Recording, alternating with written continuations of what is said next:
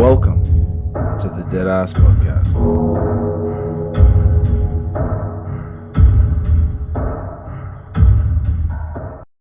What do you reckon, sir? Do you reckon we kick it in a notch or what? I reckon it's the end of Monday, Brian. How are you, mate? I'm very well, thank you, sir. Cheers to that. Cheers. Oh, mate. Another beer out of the Skull Cup. I know, I'm loving these too. It fits a can in perfectly, eh? Yeah. I always love a budget find. Oh, mate, you're the king of it at the moment. I tell you what, these things are unreal. I don't know, my bank account's been hurt pretty much at the moment with my never-ending tale of shit breaking, but we'll talk a bit more about that later. Yes, sir, I didn't have to buy another oven this week. That one's lasted a week so far. Oh, that's good. 7 days in. Mate, here we are with another episode of The Graveyard Shift. Absolutely. And it's been Father's Day and I've been dying to ask you, mate, it looked like you had a ripper. Oh, mate. How was it, mate? Oh, mate, it was unbelievable. I tell you what, without your guidance, it wouldn't have been a success. And I felt like a proud dad. Did you? I even messaged you and said Happy Father's Day. Oh, mate, it was unreal. So I put it together on Saturday and got it all ready for Sunday morning. Went and got the chickens. And so I decided to go with 2 chickens because I've got a big family. That was the reason why we did that, because I got in trouble. I did buy one the first time, and I was like, who are you going to feed? Just yourself? And I was like, that was the plan. Yep. It is Father's Day. But no, so I got 2, mate. And I tell you what, that style that you set out with your reel that you made, the 2 hours at 120, 1 hour at 160, those pellets that you purchased for me, mate. Thank you very much. You're most welcome. And that was perfect. Like it wasn't strong. It was just right. So they're the GMG Gold pellets for anybody curious. I find them and most fruit woods, I find them nice and mild and not overwhelming, so that you can, if you want to cook beef, you can cook beef. If you want to cook chicken. Fish is a funny one. I don't mind it with fish, but some people may think it's too strong. Well, I tell you what, mate, that is literally the perfect way for someone to start out, because I've got no knowledge of it at all. I've never done it before in my life. This was the first time I've ever done it with no guidance at all until I watched that reel. And, mate, I tell you what, it was the most juiciest chicken I've ever had in my life. Bloody it was beautiful. Unbelievable. It was so good. Mrs. was impressed too. Oh. So, mate, I felt like a real man on Father's Day making some smoked chicken. I've got to ask, and I'm not going to ask you this direct question, but just about a statistic. Yep. How many BJs do you think we're giving out on Father's Day? I had this thought at 2 a.m. this morning. When I woke up, I was like, I wonder how many. Oh, mate, it would have been, you think it would be through the roof. It'd have to up the national average. Well, Darren Sheen made a good quote. It was like, having sex with your wife day. Shout out to him. I thought that was a good one. And back onto the chicken. Yeah, back to the chicken. Speaking of chicken. So, mate, yeah, it was just perfect. So I did what you said, because you asked me, well, what sides are you going to have with it? So I just went simple. We just went and got some coleslaw. I got some cheese, a little bit of mayo, and some fresh buns, and it was just absolutely mint. Perfect. Mate, honestly, it's the most simplest thing in the world. I'm flabbergasted to think that I haven't been doing it earlier. Yeah, I run by the, like I say, I'm a basic bitch, but I think when it comes to smoking stuff, you can do fancy recipes and fancy marinades and they're fine, but bare bones smoking when you're just starting out, just keep it stupid simple. Don't worry about what. So like How to Barbecue Right by Malcolm Reed's a great one to watch on YouTube. There's a heap of guys on TikTok, so please forgive me if I forget one of yours, but we got Johnny Austin, great to watch. Bears Barbecue, great to watch. Backyard Bogan Barbecue, great to watch. There's a couple from Aussie Davo as well, I think. There's heaps. But yeah. Well, after the successful mission on Sunday, I was sitting there thinking, what do I do next? Like, what's the next step from that? Do I go something like those pork belly bites? That was probably what I was going to suggest next. So I would run with this principle, and I've said it a few times on this show, don't get it right, get it running. Don't try and perfect a brisket. Don't try and perfect stuff. Just cook stuff that you like eating. Yep. You'll get confidence and you'll want to explore. All right, beautiful. Pork belly burnt ends are a great starting point because they don't take too long. Yep. Pretty hard to fuck up. Yep. I'd go with that. All right, beautiful. Just cut it into cubes, lay it on the grill. I usually just put them in there for about an hour and a half in the smoke until they are cooked. Yep. Look like they've got a bit of smoke on them, and then I'm ready to go, but they're not too dried out. Then I throw them in a bath with barbecue sauce, brown sugar, and honey and butter. Oh, beautiful. And then they just steam in that, wrapped up in a foil tray, and usually pretty good. What I would recommend, though, Yep. is make banh mi's with them. Okay, rightio. So like banh mi's are usually made with crispy pork belly. Yes. But smoked pork belly burn end banh mi's. Ooh, Oh, that sounds good. thing. Yeah, good thing. So yeah, I'll probably try and do that this weekend just to keep going because now that I've done that first one, I've got the itch to keep going.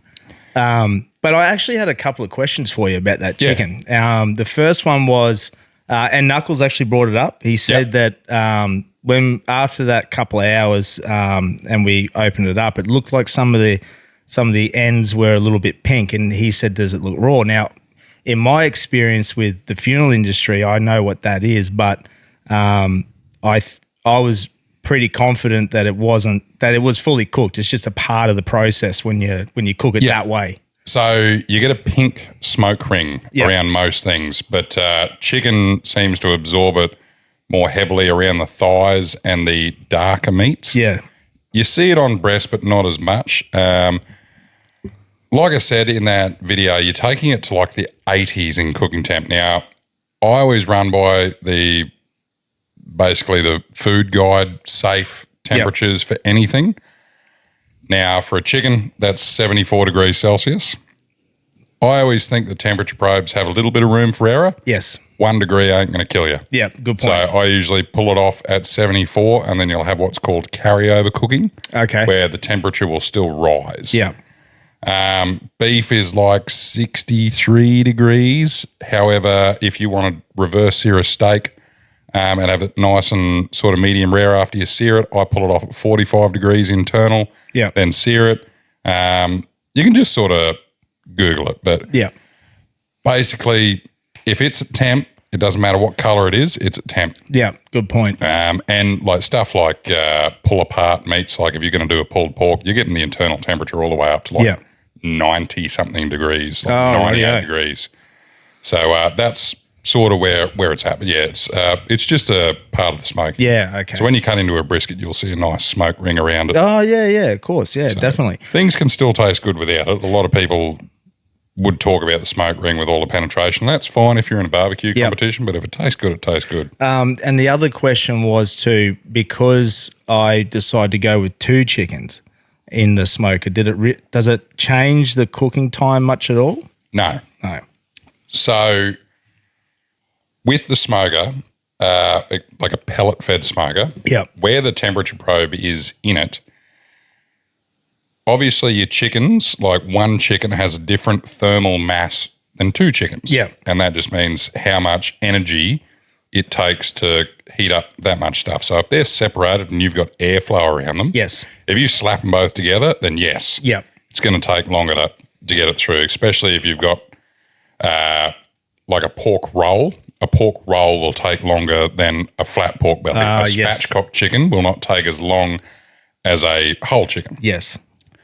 2 chickens in the smoker will increase the thermal mass. It won't increase the cooking time, but what it will increase is the amount of pellets that your smoker uses. Ah, okay, rightio. So the smoker is going to have to work harder to keep time up. And that's not really too much of an issue, but like big smokes that I'll do, where I'll grab a full rib fillet and put that in there.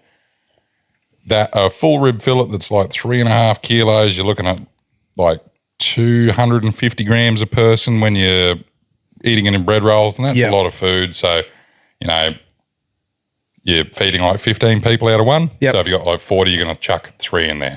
Now, I let that go for like 16 hours, and the smoker with 1 in it will last all night. Yeah. You put 3 in there and the thermal mass is hotter. Now, it goes on a curve.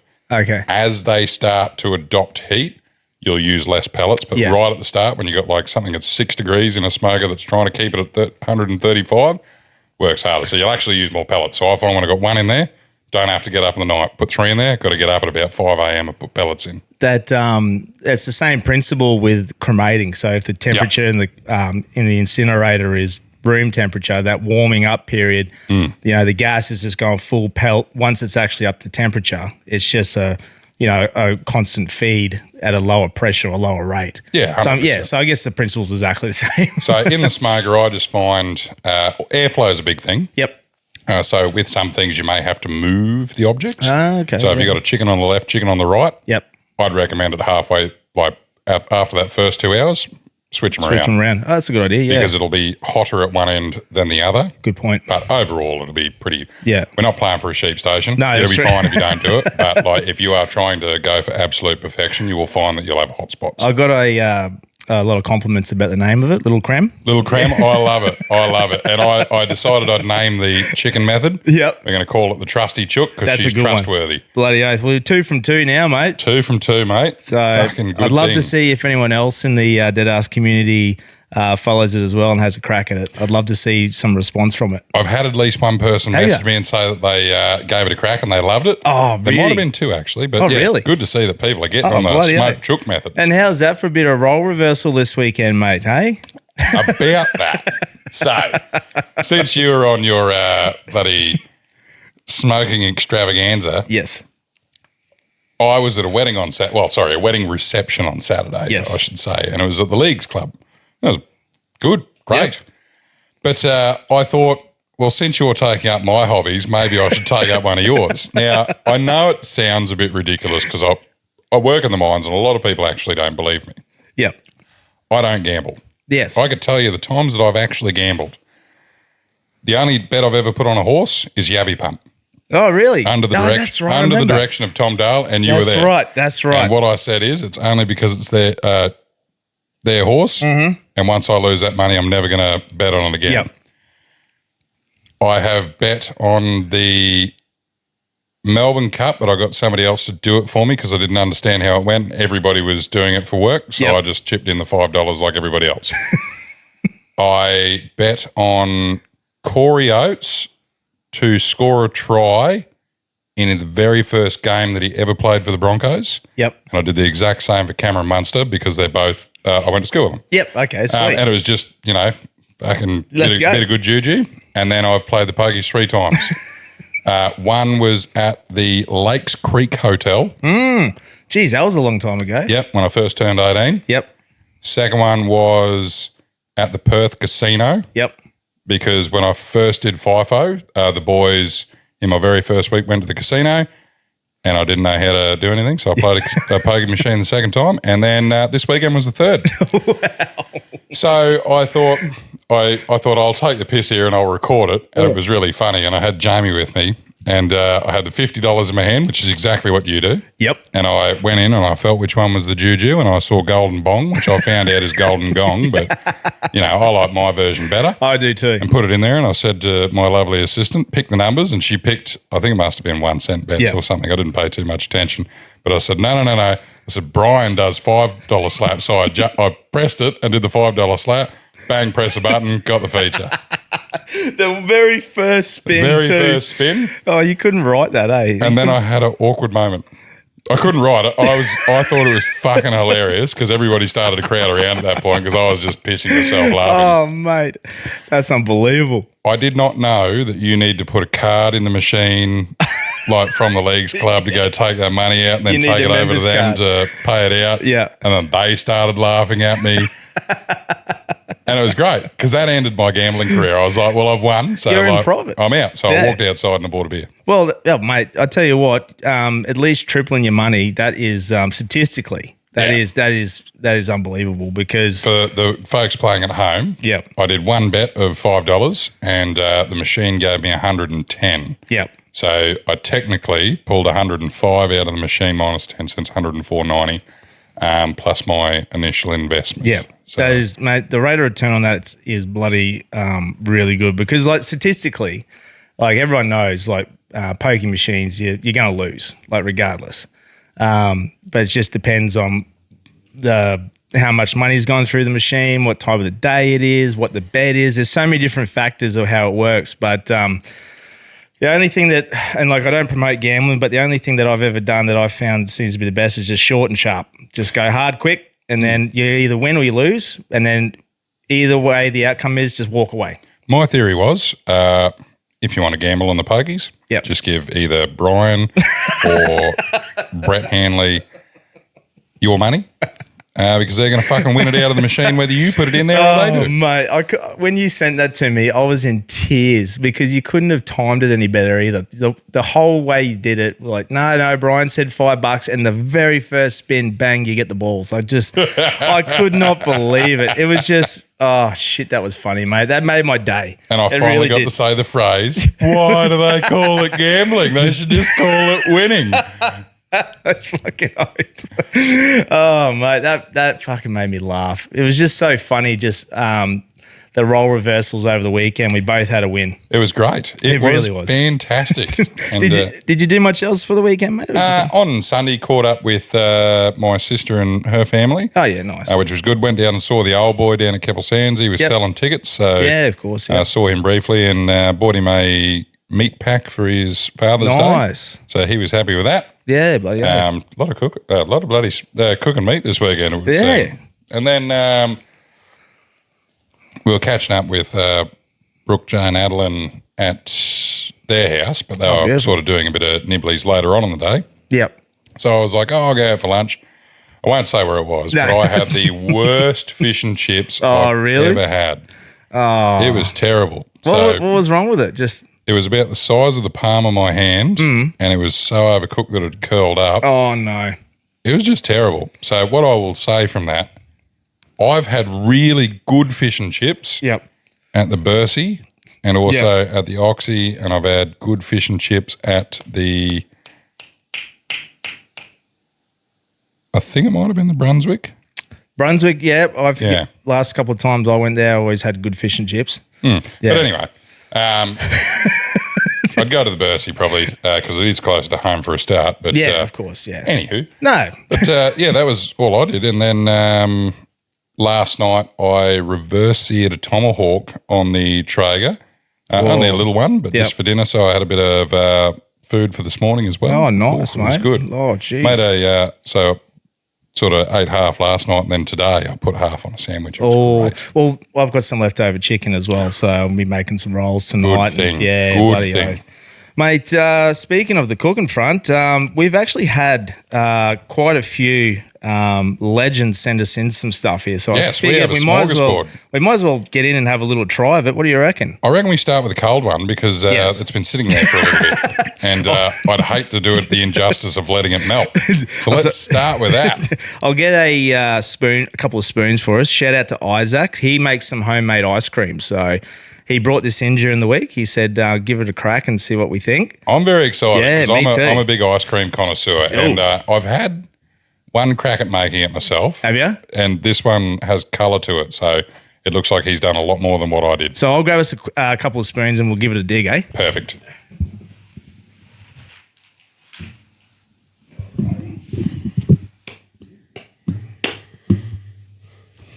Alrighty, so we've got Isaac's ice cream here, and it bloody looks good too. It does. I was about to suck my gut in and get nicer for the camera, and then I was like, these guys already know I'm fat. We're not hiding this anymore. So let's have a scoop here, mate. Get a little bit of that top part as well. Now I'm assuming it's strawberry. I'm going to probably shoot. Oh, looks like there's a bit of layer in there as well. Oh, there's a bit of, I'm going to go for a second bit just in case I can get down the first. Oh, wow. He's a man after my own heart. Oh, that's great. That's really creamy too. That's fantastic. Holy. Yeah. Isaac definitely knows what he's doing. That is delicious. I'm trying to pick what he... So there's definitely strawberry jam in there. Yeah. It is strawberry flavoured. Yeah. And it is wonderful. It's not as... So when I made it, it was dense, and that's not as dense as what I did because I made it with cream and condensed milk and a few other things. Yes. And it kind of tastes like, I can definitely taste cream, but yes. It's in the name of it, so obviously. But I'm trying to work out the other stuff. I like it. Whatever he did, perfect, do that. Even if you get a chance, Isaac, maybe just put a little bit of a description in the Deadass community. Isaac, I definitely understand if you want to keep the recipe a secret, as I do with some things. Trust me. But if you don't want to tell the Pallbearers, hook a brother up. I won't tell them, I promise. Did you want another scoop of that? Well, we've got another thing to try. More. I'm going to hook into that a bit later. Yeah. But my problem is I'll fucking eat it for the rest of the podcast. And I don't blame you. It's so good. well, I'm too fucking fat already. But it is good. I'm a big ice cream fan. What do you reckon we go next? Well, on the fruit train, I see there's some fruit there. Mate, let me tell you something. I've never had kumquats before ever. It's my safe word. You got to pronounce that properly? I've eaten a kumquat before. Have you? But not for a long time. So my grandmother used to have them growing out the back of her house, and I'm pretty sure the last time I had a kumquat, I was like 5. Well, shout out to Thomas Barth. He sent us up these to have a crack at it, and he also sent us up some marmalade too. So this will sound so you do peel them, yeah? Yeah, you peel them. It's like a mini mandarin. Oh, it's zesty. yeah, Did you cop one in the eye? yeah. Why is the fucking air spicy? I think I sprayed myself. I don't know. There must be a trick to it. Yeah, I definitely sprayed myself in the eye then. Must be a trick to it. It's very. This isn't like the mushrooms in the fucking crockpot scenario, is it? I've had one before. I'll lose my sight, and me and Benny are gonna bloody share a lot of similarities. It's like, you know what it reminds me of? Like a super concentrated mandarin. Oh, there's seeds in it. There's a bit of operator error going on. That's good. I like that more than mandarin. yeah. It's It's like a cross between an orange and a mandarin. It is. Leaning heavily towards the orange bit, though. yeah. It's the sweeter version. It's like do you reckon it's like super concentrated? Like it's a bit more intense? The meat is more enjoyable than an orange. Definitely. Because you actually have a bit of chew to it. But they're the first time I've ever actually had kumquats. I've never had those. I'm just going to wash my hands. Yeah. Sorry for my brief intermission. I didn't want to be like a toddler when they just wipe your hands on the couch. Yeah, I was exactly the same. I was like, oh, we better wash them real quick. do the Will Ferrell. What do I do with my hands? Bloody so that was the fruit that he grows, but then he also makes his own marmalade. So, are you much of a marmalade operator, mate? Or? So, not on toast, but I use marmalade as I guess you'd call it a marinade or a binder or a coating. Yep. So, whenever I do either a ham, but more so when I do a corned beef. Yep. So, when you're making pastrami or like the Brazilians do, rather than slow cooking corned beef, put it in either a camp oven or a oven. Yep. And do a mixture of marmalade and mustard. Yeah, Bloody good thing. Is it? The other thing I've done is put a bed of maple syrup in the bottom. You've got to be very careful with the heat because that burns. It's got a very, very low smoke point. See, that's probably one good thing about that the Traeger is because you're working with temperatures. Otherwise, I'd never have any idea what the temperature is or how to keep it going. You know, like the old school methods. It's a bit tricky to get right. And like what I was going to do today is make some not sourdough, but artisan style bread, which looks a lot like sourdough. It's bubbled and you're doing a bulk fermentation, but you use active yeast rather than a sourdough starter. Yeah, okay, rightio. And I went to make the bread last night, and my yeast was buggered. Oh, true. Because so usually I quickly activate it in some lukewarm water, and I got no froth out of it, and then thought I'll persevere anyway, and then it never rose. So, it never rose. Yeah, so the bread was fucked. I'll get some more yeast, but I was really excited to put some marmalade on some really nice fresh bread, but we're just going to eat the marmalade ice cream style. Yeah, with our spoons. Now, this is kumquat, lime, lemon, and ginger marmalade.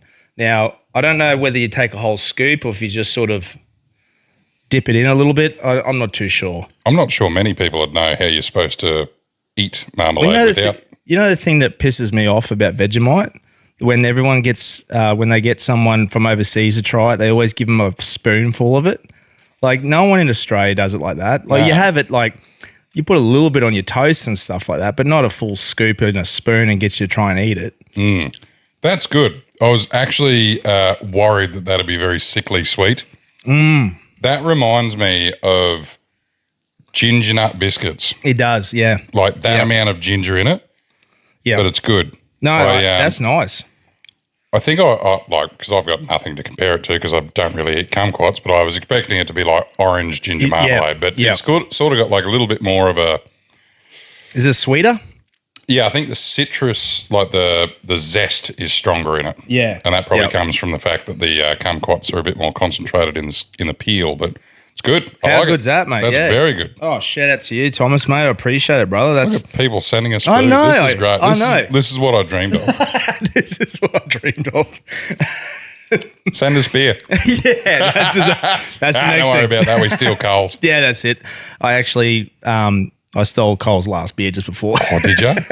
I must have stolen yours. No, well, they were the leftovers from the other week. Oh, beautiful stuff. Yeah. No, beautiful stuff. No, you're innocent, mate. Speaking of Cole, actually, by the time this is aired tomorrow morning, which will be Tuesday, the 9th, it's Cole's 60th, mate. It's his birthday, the big 6-0. So as you're listening to here, I just want to wish Cole a massive happy birthday, mate. Absolute legend, an asset, part of the podcast, work, friendship, legend of a bloke, just everything. I was going to say, and just a bloody good human in all aspects. He's like the rigger of the podcast. Yeah, 100%. Like every day he's here ready to go and just definitely. He's though it may not seem he's always positive, he actually is always positive. Yeah, definitely. And just out to help anyone wherever he can. He's always covering my ass, mate. I owe him a lot. Does me favours too, which is great. Yeah. Bloody, from funerals to bloody favours. And I can't thank him enough. So good on you, Cole. Good on you, Cole. And if anyone's listening to this, jump on and wish Cole happy birthday as well. Absolutely. I do have a birthday present for Cole. He always asks me about singing, and so do you guys as well. So a special tribute to Cole. I'll sing for you today. So I'm going to take a drink of water, but I will let you know that there's one song that really rings to mind, and it came from the 2000 Olympics with Slim Dusty, and that's why I fell in love with it, and it's Waltzing Matilda. Oh. So I'll have a drink of water and let's get into it. Let's get into it. Once a jolly swagman came by a billabong under the shade of a coolabah tree, and he sang as he watched and waited till his billy boiled. You'll come a waltzing Matilda with me, waltzing Matilda, waltzing Matilda, you'll come a waltzing Matilda with me. And he sang as he watched and waited till his billy boiled. You'll come a waltzing Matilda with me. Down came a jumbuck to drink at the billabong. Up jumped the swagman and grabbed him with glee. And he sang as he stowed that jumbuck in his tucker bag. You'll come a waltzing Matilda with me. Waltzing Matilda, waltzing Matilda, you'll come a waltzing Matilda with me. And he sang as he stowed that jumbuck in his tucker bag. You'll come a waltzing Matilda with me. Up rode the squatter, mounted on his thoroughbred. Up rode the troopers, 1, 2, 3. With that jolly jumbuck you've got in your tucker bag, you'll come a waltzing Matilda with me. Waltzing Matilda, waltzing Matilda, you'll come a waltzing Matilda with me. With that jolly jumbuck you've got in your tucker bag, you'll come a waltzing Matilda with me. Up jumped the swagman, sprang into the billabong. You'll never take me alive, said he, and his ghost may be heard as you pass by that billabong. You'll come a waltzing Matilda with me. Waltzing Matilda, waltzing Matilda, you'll come a waltzing Matilda with me, and his ghost may be heard as you pass by that billabong. You'll come a waltzing Matilda with me. Oh, mate. I need to work on my breathing. Oh, mate, that was unbelievable. I was going to just do the Holy. short version, and I thought, fuck it. When in Rome. When in Rome, we'll roll. Oh, mate, thank you so much for that. Holy smokes. There you go, Cole. Happy birthday. Happy birthday, Cole. Mate, I'm sure there's a lot of people fucking stoked to hear that too. Well, he's keep pestering me for it, so I thought I'd just leave it for a special Yeah, occasion. of course, mate. That's awesome. I'm sure the Pallbearers are going to bloody love that, mate. Yeah, I ran out of breath a few times there, and I had to chickadee check myself before I wrecked myself.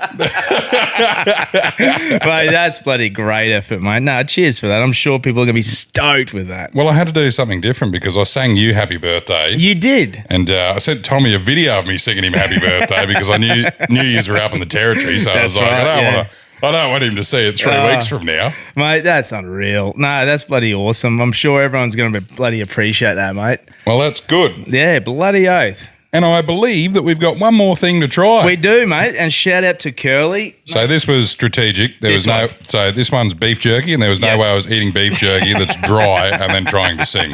Yes, that's exactly right. Now, Curly dropped this Thank off you, sir. earlier today, and I've had this before. So you missed out on the last one because I couldn't help myself. I had to indulge. You're a little piggy. I was.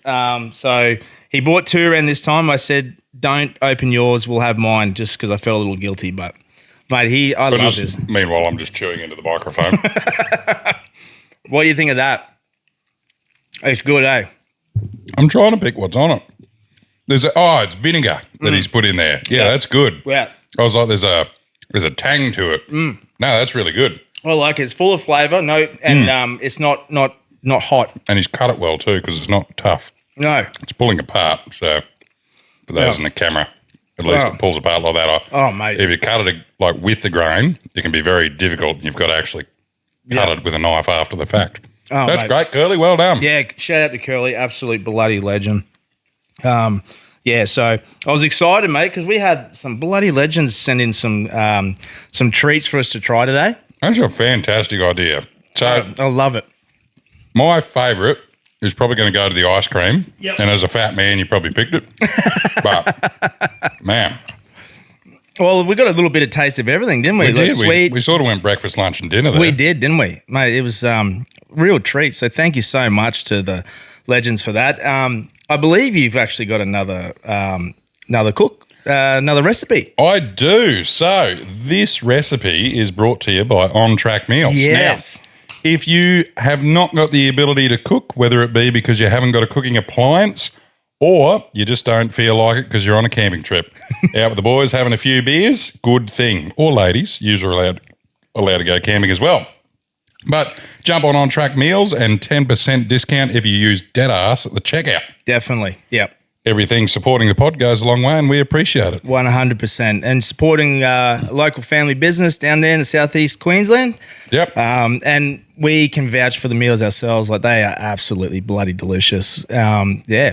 Absolutely. And I love it. And they inspired this one. They did. So they haven't done it, but I'm waiting Oh, for it. rightio. Okay, cool. What is it? I made chili con carne. Oh, I'm a mad fan of chili con carne. Now, I reckon the ones out of a tin taste like chili con can't fucking cook. So I prefer to keep it a bit simple, but I also don't put it over rice. What I do is I use the chili con carne with corn chips. Oh, that's a good and idea. just dip the corn chips in it like you would a salsa. So what you'll need for this one is a pot, and you're going to put it all in there. And you'll need a little bit of time. You want to let it simmer. Look, if you got an hour and that's all you got, it'll be fine. Yep. 2 hours is probably better. So we need 2 medium onions, 2 garlic cloves, 1 red chili, 1 red capsicum. You don't have to put this in, but I think it just helps a little bit. Yep. 500 grams of beef mince. You can use pork mince, you can use lamb mince, you can use whatever you like. Chicken mince, Will still work, same as turkey mince, just obviously don't cook it as long as a beef mince. The texture will change a bit. Yep. We want 2 teaspoons of ground cumin. Cumin. Now, that's very important. Don't forget the cumin because it'll taste a lot like bolognese mince if you don't put the cumin in there. 2 teaspoons of paprika. Now, you can put smoked paprika in there. I'm more of a fan of just regular paprika. Yep. 1 teaspoon of ground coriander. So that's coriander seeds or ground coriander. Very different to putting leafy coriander in there. Okay. I can assure you, if you don't believe me, taste it. 1 to 2 teaspoons of chili powder on your level of being able to deal with chili. Yes. You can back that right down. You don't really taste the chili powder too much. It just gives you a little bit of heat. Yep. Now, 400 grams of chopped tomatoes. So that's a can. Yep. Oh, is it? Okay, yeah. Well, big can. Yep. Now, you can use whole tomatoes. You can use diced tomatoes. If you're in a pinch, get a jar of passata. You just need chopped tomatoes. You can use like fresh tomatoes if you'd like, but you're going to have to blanch them and peel the skin off. It'll go a bit bitter otherwise. Yep.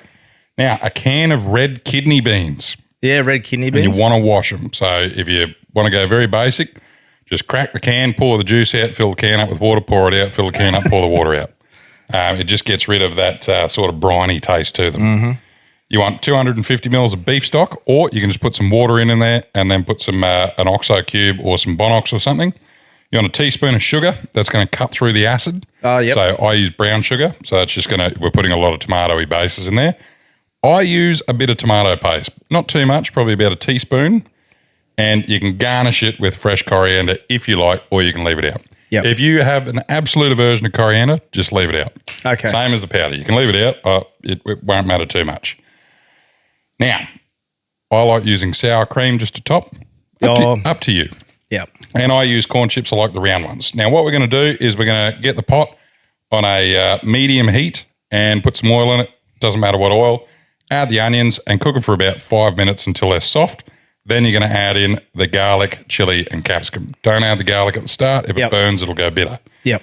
Then add the beef mince and cook. Break it apart until browned all over and add your spices. So stir in the cumin, paprika, coriander, and chili powder. Let that cook for a minute to release the flavour. From there, you're going to mix in the tomato paste, chopped tomatoes, beef stock, and sugar. Season with salt and pepper, but do that as you go. When you layer your food, you want to season it. Okay, yeah, sure. Now, reduce the heat and lower partially. Simmer for about 30 to 40 minutes, stirring a bit, and just make sure that liquid level doesn't drop too much. You want it to thicken a bit, but not a heap. Then you're going to add your kidney beans, let them cook for another 10, 15 minutes or so, and then serve. Like I said, I'd go for 2 hours, so in that initial phase of cooking the beef mince, I just let it simmer. Yeah, sure. Probably an hour or so, and then add the kidney beans. You don't want them to go for too long, otherwise they'll fall to bits. Yep. Won't affect the flavour, but it will affect the texture. And then serve, put it in a bowl, put a little bit of sour cream on top, put the chips in. Good thing. Now, if you want depth of flavour, add a couple of squares of dark chocolate to it. Really? I was not expecting that. Why is that? Dark chocolate's not as sweet. Yeah, okay. The cacao, depending on what dark chocolate you get, the cacao or cocoa powder can add a bit of depth to it. Oh, depth. And just smoothen it out a bit. Oh, okay. I did not expect that. Yeah, up to you. Yep. But yeah, there's my chili con carne. Oh, wow. You can use black beans and stuff if you want, guys. If you use chickpeas, just be careful they break down. Do they? You'll end up making fucking bolognese flavoured Bahamas. But oh, mate, that's unreal, but I appreciate you sharing that. Anytime. So that's the recipe of the week. I have cooked that one already and I didn't film it because I was half cut, but I will do that one again because it was so good. I will do it again. I've cooked a few of these and I haven't done the videos, but I've written down the recipes for everybody before I decided to do the videos. Now, on the video topic. Yes. Fuck.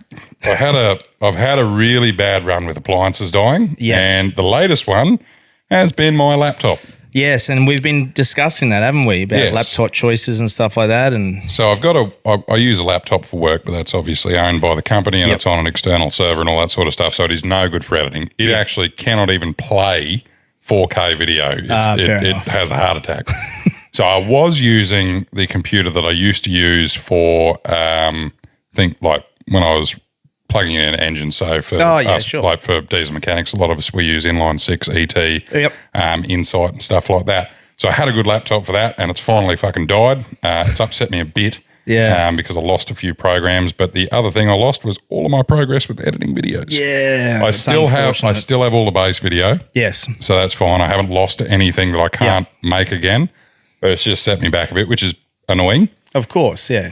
Definitely. But I did lose the big sexy stories that I recorded. I still have all of the ones that have been sent in, so I appreciate that, but I've just got to go through the process of recording it again. Yeah, so it's not the actual stories that you lost, it's the recording of it. Yeah.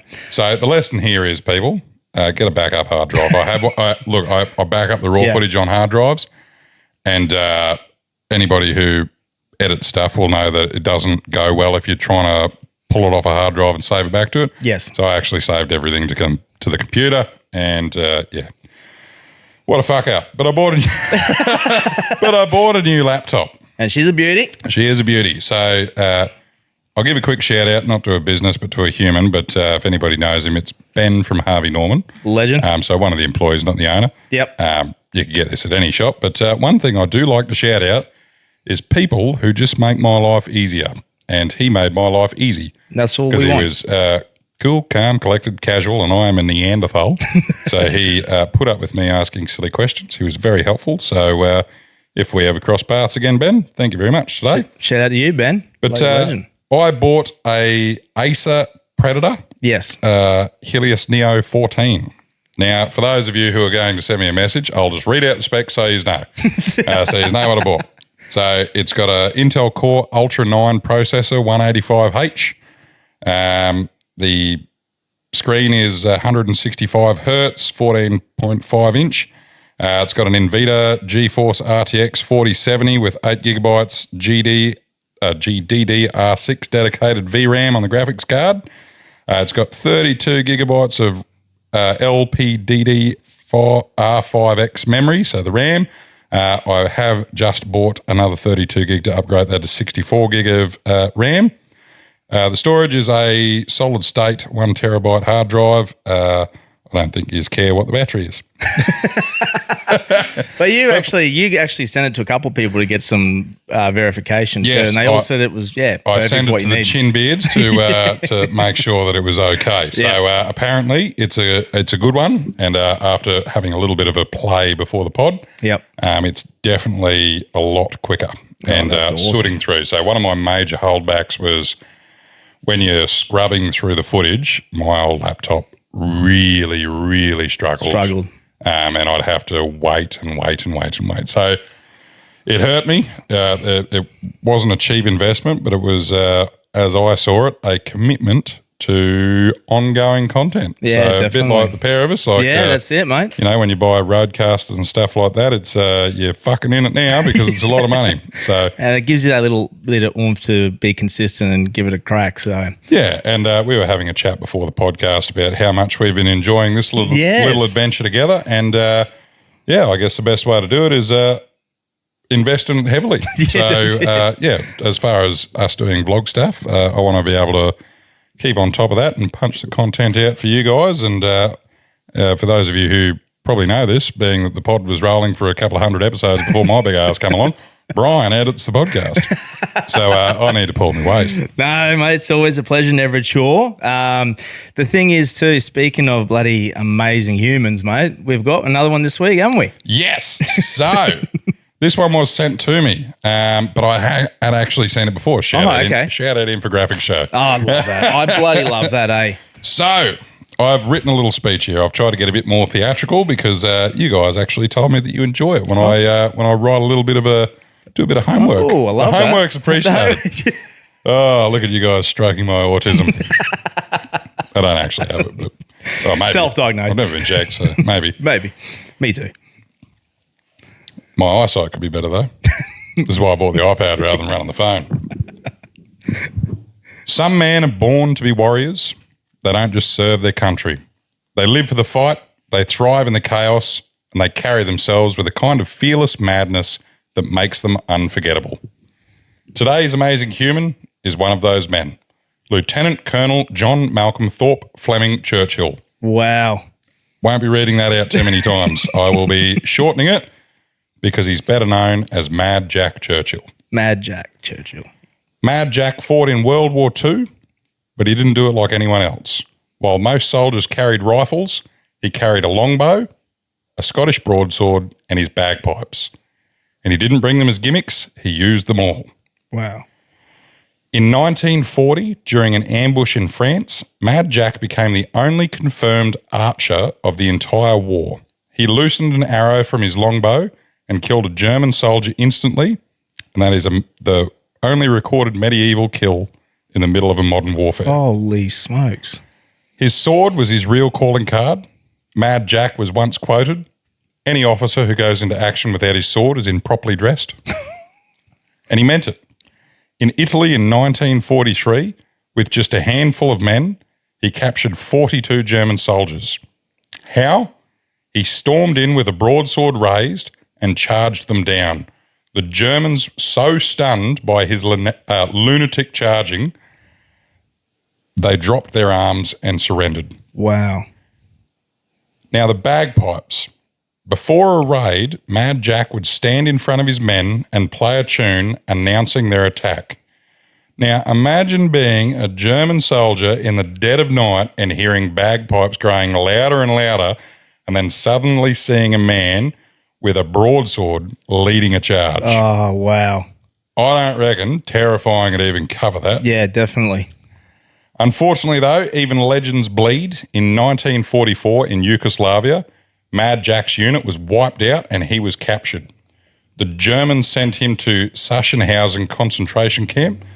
Now, most men would have resigned themselves to this fate, but Jack escaped, was recaptured, and was escaped again.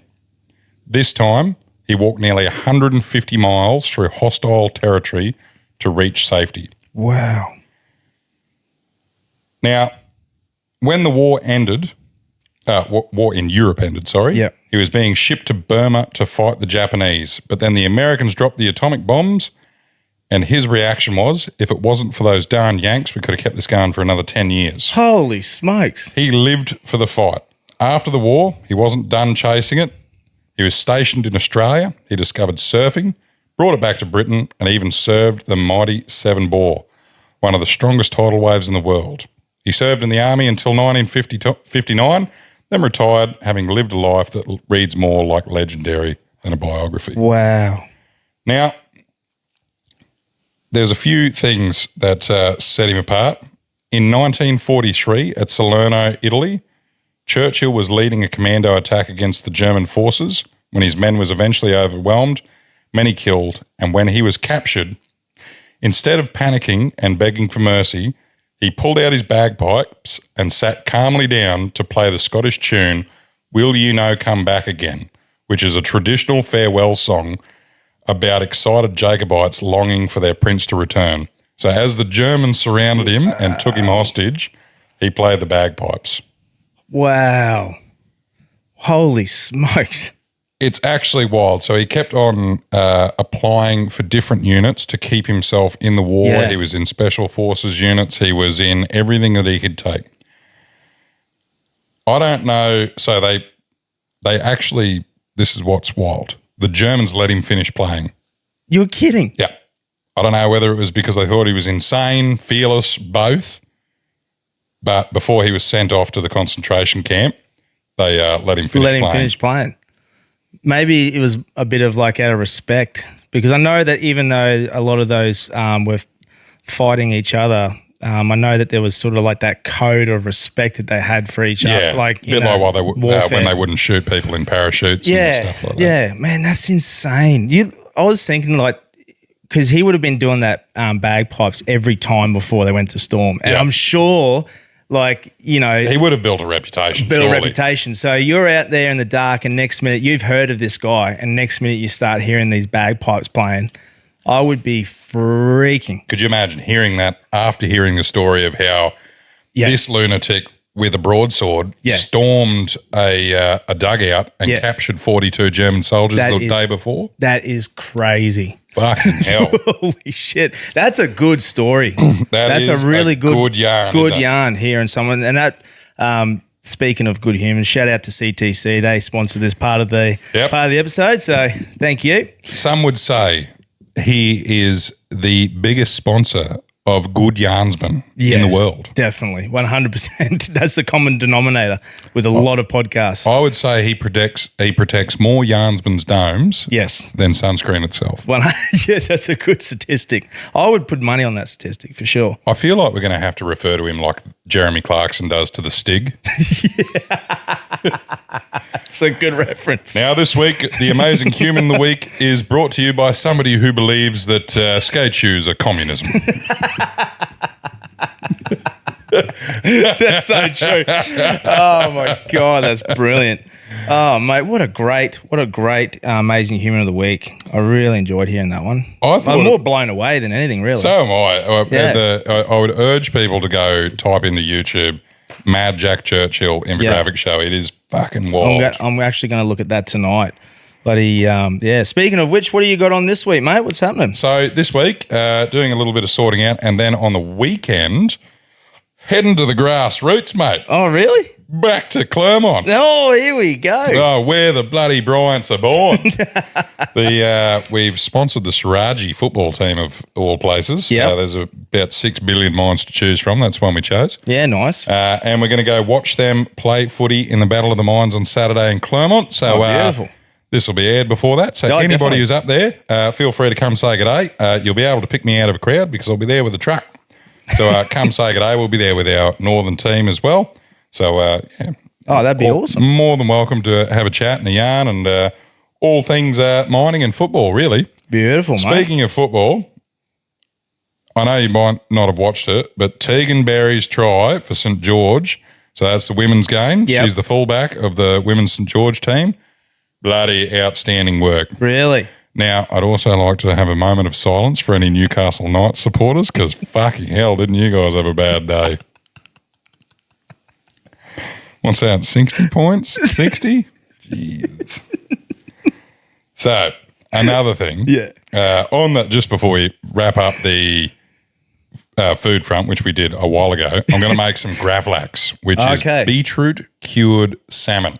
Ah, rightio. Now, I need some help from the Pallbearers.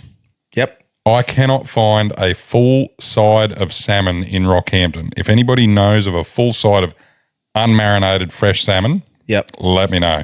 I don't know whether you can get it at Woolworths or not. Just order it in. But, reach out, guys. That'd be awesome. And then I'll do a full recipe and a bit of experimenting. Now, with the pancetta update, I'm running into some humidity issues. I've discovered a little bit of white mold on one, which is okay. I can wipe that off with vinegar. Yep. But that tells me that my humidity is too much. Too much. I should have put it in a frost-free fridge, which my keg fridge is not. So I might have to switch fridges or change something up or lower the humidity levels, but I'll work all that out. Oh, yeah. So a little kink there, mate, but nothing that you can't handle, eh? Little kink. You don't learn anything from everything going well, so we'll adapt, we'll overcome, and we'll proceed. 100%. Speaking of adapting, though. Yes. It's warming up, and it is. I've being a Coongal local, I've noticed that the poor fuckers on e-scooters, the drug rugs are starting to disappear. So I'm starting to see some people strip off the baggy jumpers. Yeah, it's coming into that weather, isn't it? Yeah, I've noticed they stop walking everywhere. That's for sure. It's funny how you can notice that, eh? Oh, stand out like a sore thumb. Yeah. I've actually, nobody's approached with any malice or ill intent, and none of them have been social media related either. Yes. Which I'm usually not upset. I wouldn't be upset about anyway. But I've had a couple. I've got security cameras. Yes. Mainly because I've got stuff in the house that I don't want to go fucking missing. And if it did, I'd like to show the insurance company that it wasn't an inside job. That's right. Yeah. But I've noticed a couple of people have come up my driveway and just had a sticky beak inside the canopy of the truck. So one of them was I had the canopy of the truck open and I literally just walked into my backyard to grab something out of the shed, and in that time I got a phone call. Yep. Answered the phone. I was probably in the backyard for maybe 5 minutes, and in that time somebody walked up, had a sticky beak, dogs fucking barking, and then he left. Wow. So that's I was quick, just, isn't it? yeah. So I don't know if they had any ill intent, or maybe somebody just wanted to ask me about the truck. But I thought I'll be a little bit proactive, and I'm putting a fence out the front. So good idea. I've engaged Bob the builder for that one. So he's come around today and measured it up while I was in a meeting, which is good because Beautiful. I think there's somebody in my yard. And Bob was in there measuring up the fence. So bless him. And he's going to get back to me. Oh, beautiful, mate. So I'm going to put an auto gate out the front so that I don't have to bloody get out of the car. It's a lifesaver, mate, yeah. Oh. I've just got a solar-powered one. Yeah, that's pretty much what I was going to do. I just sort of figured, I was like, that'll give me the shits real quick, or I won't shut the gate to defeat the whole purpose of having a fence. Plus, there's another reason why I want the fence. Why is that? I want chickens again, and I need to segregate a little companion of mine. Now, she's been pretty good. Oh, that's good. Shreds coconuts. Holy. Really? Loves them. Shreds them to pieces. I've never seen anything like it. You don't have to do them yourself. Yeah, exactly right. Cut out the middleman, give it to the dog. But I'm going to put her in the front yard, chickens in the back, and then they can have supervised play. You're on probation. Yeah, parallel play, we'll call it. They can be in one yard and she'll be in the other. Oh, well, that'd be exciting, mate. Absolutely. So I'm a little bit excited to see how that goes. We've got some other renovations to do under the house, but get there when I get there. Yeah, of course. But I'm going to start work on the gym. So got to put a shade sail out the side of the shed for the boat to live under. Yep. Now, I've thought about it. So the bay that I'm putting the stuff in is 8 metres deep by 3.5 metres wide. Oh, that's a good size, yep. I'd like to occupy just 3 metres of that, so I've got a nice 1/2 metre around my hoist, just so that nothing's in the way. Bit of clearance. I'm thinking this. Rack of free weights, so dumbbells. Yep. Then a power rack. Yep. With obviously a dumbbell and some fucking weights. A barbell and some weights and a bench. And then I'm going to go a heavy bag. Yes. I thought about a water bag, but I'm thinking a reaction bag's probably going to be. Yeah, yep. I don't know. Open to opinions on that one. And probably get a sled and a set of battle ropes. So in that sort of space, it's going to be a bit clear. So I'm hoping to have just the machines on one side, then there'll be a nice meter in the centre where I can run a sled up and down and do some battle ropes. And then probably a tractor tyre, because I've already got a couple of sledgehammers, but they're always good for massive exertion on your cardio system. Oh, definitely. To get some explosive power out. So I reckon that's a good combination of both there, mate. I reckon that's like the perfect little setup you need to work on a bit of cardio, strength, conditioning, work on a bit of mass as well. Whatever your flavour is, you can do a bit of everything in it. Yeah, well, my theory was, so I work anywhere between 10 and 12 hours a day, depending on the flavour of it. Yep. But it's been taking me after work and days like today. Yes. About 45 minutes there and back to go to the gym. Yeah. And I could otherwise use that 45 minutes to just exercise in the afternoon. Well, that's just really utilising your time, isn't it? And also getting up very early in the morning as well. Yeah. So it means that I don't have to get up as early, because when I've been going to the gym, I've been getting up at like 3 o'clock. So. Yeah, and that's hard too, getting in that cycle of sleep too, eh? And then having to change it back. And also stuff like you're conscious of other people in the gym. Yeah, sometimes you got to wait. That's fine, because it's not your gym. And just, I'm thinking I might do that. But one thing I'm sort of trying to keep a lookout for is like a secondhand power rack and weights. Like I'm happy to buy a new power rack, but weights are dear. And they're not something that deteriorates. No, that's exactly right. So, like the value of a secondhand one, like, they're going to last forever. And 20 kilo metal Olympic weight is a 20 kilo metal that's Olympic exactly weight. Right, yeah. Like it'd fucking have to rust for a long time to drop the weight off it. But so I'm just keeping an eye out on Facebook definitely. Marketplace for that, because I don't want a shit one. No, of course. But if I can get a good one secondhand, it's better than buying a good one new, because the shipping is you're paying ridiculous. You can bloody imagine too, eh? There's always, I reckon it wouldn't take you long to source some of that, man. I constantly see people doing that, and there might even be someone in the community page, in the community that might have something they want to sell as well. Exactly, or somebody knows that somebody that works at a gym that's upgrading equipment. So that'd definitely be good. But that's what I'm going to do down the side to do a bit of stuff. But you and I have had a bit of a chat about doing some training together, maybe. Yes, definitely. And your expertise on the bag a bit. Yep, and just trying to get that. The biggest thing is Yeah, cardiovascular fitness. Yeah, no, definitely. And that's something we'll definitely be doing a fair bit of, mate. We're going to do a bit of training and work out a bit of a routine, a plan for you as well. Absolutely. And I can tell you, don't feel 20. Fuck, I'm sore. It takes longer to recover these days, doesn't it? Before the podcast, I was bloody touching my toes and trying to stretch out my rhomboids because all of the muscles that support my spine were tight as a bowstring. Oh, mate, feels for you. I've been, shout out to Valor, actually. I went down, I've been doing some training there. Yeah, you've been back into the gym. Yeah, I've been doing a bit of jiu-jitsu as well, which has been fun. Doing some of the evenings with Tyler. He's been coming along. It's that just seems to be the right time for me at the moment. I can't do early mornings at the moment. It just doesn't suit with the work and everything else that's going on.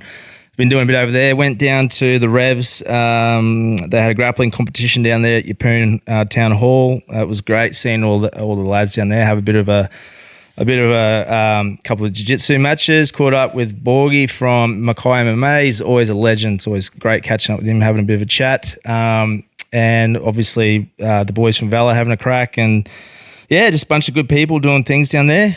Shout out to Revs. They're, constantly making competitions for jiu-jitsu down there, changing up with different styles of competition. It's cool to see that they're really giving a platform or a place for people in the CQ area to go and have a bit of a competition. So that's awesome. Yeah, it was good. It's good to watch that. So that's pretty much my plans again this week, mate. Just go and do a little bit more jiu-jitsu, work on another...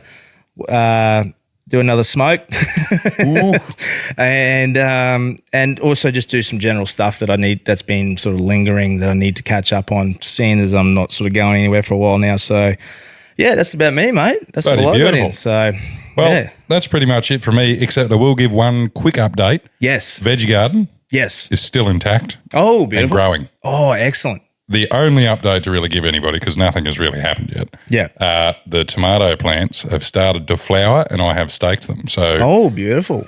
We're making progress. We're on the money, mate. Nothing's died yet.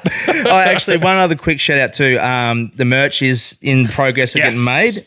Shout out to Gus from Two Flogs. He's helping with the design of the Graveyard Shift design on the shirts and singlets. So really, he sent that. The only thing he sent me was a JPEG of his penis. Yeah. I forgot to tell you that's the actual design. So, copy. Yeah.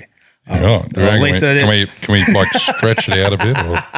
Yeah, we'll superimpose it. But all jokes aside. No, all jokes. So that's just giving you a little update for that. That's going to be coming out soon for a pre-sale.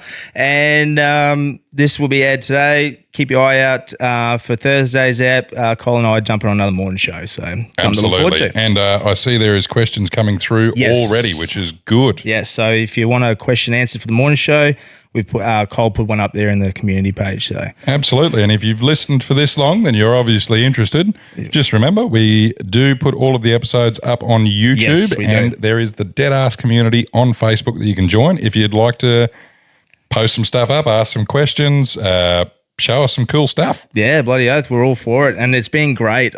We've noticed the increase of the community engagement with the group page, so I'm absolutely stoked and honoured that you're all getting involved with that. It means the world. It keeps us motivated too. So bloody oath. And I guess what do we say, Brian? Love you. See you. Bye.